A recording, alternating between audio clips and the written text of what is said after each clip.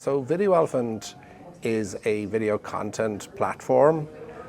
We connect a lot of the media companies, advertising companies in the ecosystem in the way of content. So at our core, we have this very large video library in the region of 5 million video assets, to which we add about 5,000, 3,000 to 5,000 every day, believe it or not. Additionally, we've about 250, 300,000 hours of more traditional long-form programming, TV shows, movies, etc. And our primary business is helping those content owners and publishers and creators to get that content distributed and monetized. So we've been doing that for 10 plus years. We've built out a very large syndication and distribution infrastructure. And then more recently, we've been layering on additional distribution points, whether that's into the streaming ecosystem, whether that's into the out-of-home ecosystem, and more recently even into the AI world, which is also a fascinating development for us. Let's start with that. How have you been adding AI into what VideoElephant does? In particular, you have such a large array of assets. How does AI make dealing with that, managing that, targeting that easier or harder? So on our content library side, we're using it in many different ways, from localizing content into different languages, using it for the creation of thumbnails, we're using it for improving and enhancing metadata and everything in between on the content side. And more recently, though, because our library is so large, we've done a couple of content licensing deals into some of the big AI companies where they're using our library to train their LLMs.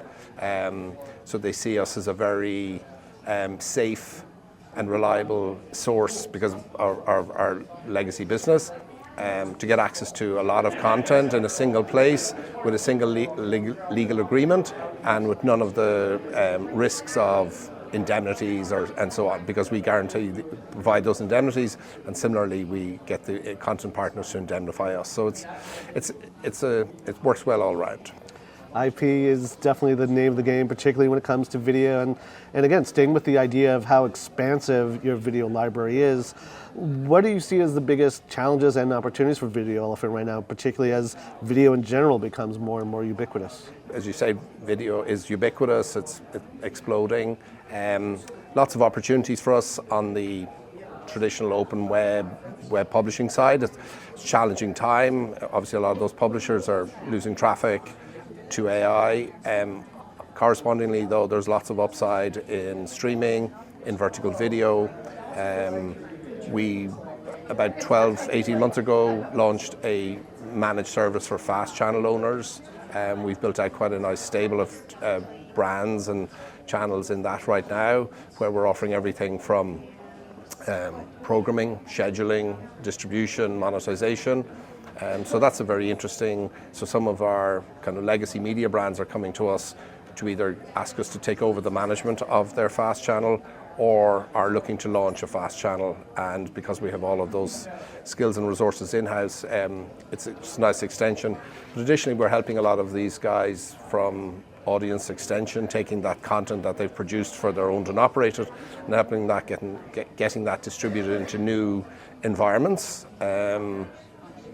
Out of home is a very interesting one. So this is new emerging space of CTV out of home, fraught with challenges, but sure, what in this wonderful world we operate in isn't, so yeah.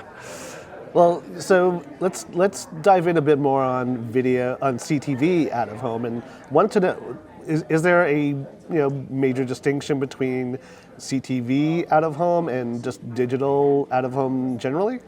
What we're and many others are kind of classifying as TV out of home or CTV out of home is, as it says on the tin, it's a CTV experience. It's just in out of home.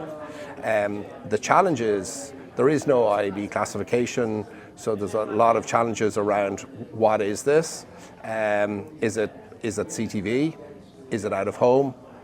Reality is it's neither, it's a bit of both.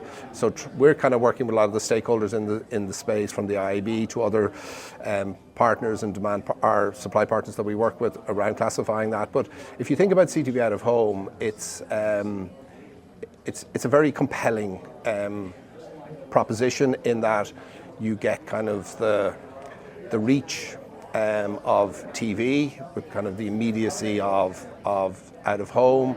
You're getting people in places where they're dwelling.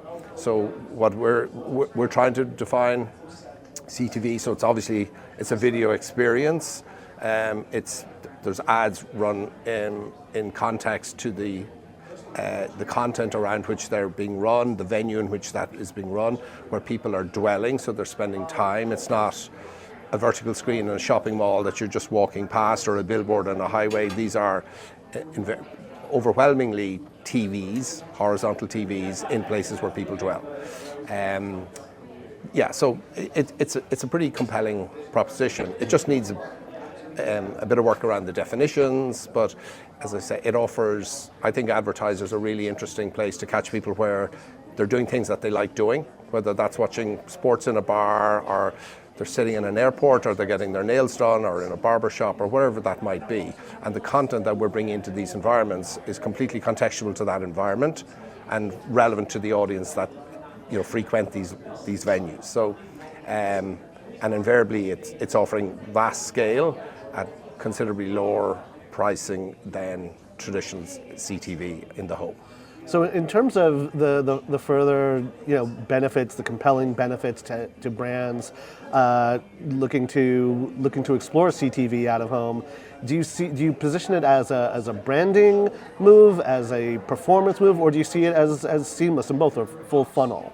It's probably a bit of both. The challenge with performance, obviously where we want it to go, is measurement, and there's a lot of challenges around measurement for CTV right now, but it's more than just branding. So, like, one of the conversations I've had this morning is around, allowing smaller advertisers. If you think of the traditional performance advertisers who've been using Facebook, these kind of digital native advertisers, allowing them in their localities to be able to advertise in screens where they're located. So talking about the challenges as well as kind of helping solve those challenges that you're doing a Video Elephant for around CTV out of home, are you talking with the IAB about formalizing that format, that channel? Do you see standardization as necessary, or is it just one solution out of many? So the short answer is yes. I mean, we have raised it. We have colleagues who sit on the working groups within the IAB.